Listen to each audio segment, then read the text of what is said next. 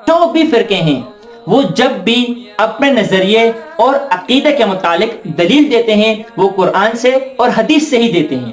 اب ہر ایک قرآن و حدیث سے دلیل دیتا ہے، انجینئر مرزا بھی اپنے دلائل قرآن و حدیث سے ہی دیتا ہے۔ تو اب جب سب قرآن و حدیث سے دلائل دے رہے ہیں، ہر ایک کہتا ہے کہ جو میں قرآن و حدیث سے دلیل دے رہا ہوں یہ درست ہے، باقی جو دے رہے ہیں وہ غلط۔ تو مطلب یہ ہے کہ ان میں سے جو بھی قرآن و حدیث سے دلیل دے رہا ہے اس میں سے وہ اپنے باطل عقائد، باطل نظریات کی عقائد کے لیے دلائل پیش کر رہے ہیں، وہ ترجمہ غلط کر رہے ہیں، وہ معنی اپنے مطلب کے لیے نکال رہے ہیں۔ آیت وہی ہوگی، حدیث وہی ہوگی، معنی ہر ایک الگ الگ نکال رہے ہیں۔ اسی لیے صحیح اور غلط کے فیصلہ ہونے کے لیے لازمی ہے کہ ہم قرآن اور حدیث کے وہ معنی لیں جو کہ نبی پاک صلی اللہ علیہ وسلم، صحابہ کرام اور تابعین اور تبع تابعین نے پیش کیے ہوں۔ جن الفاظ، جن احادیث کے اور قرآن کی آیت کی تشریح اور ترجمہ انہوں نے پیش کیا ہو وہ درست ہے، وہ صحیح معنی میں ہمارا دین ہوگا، اور باقی جو بعد میں اپنے معنی کے لیے جو دلائل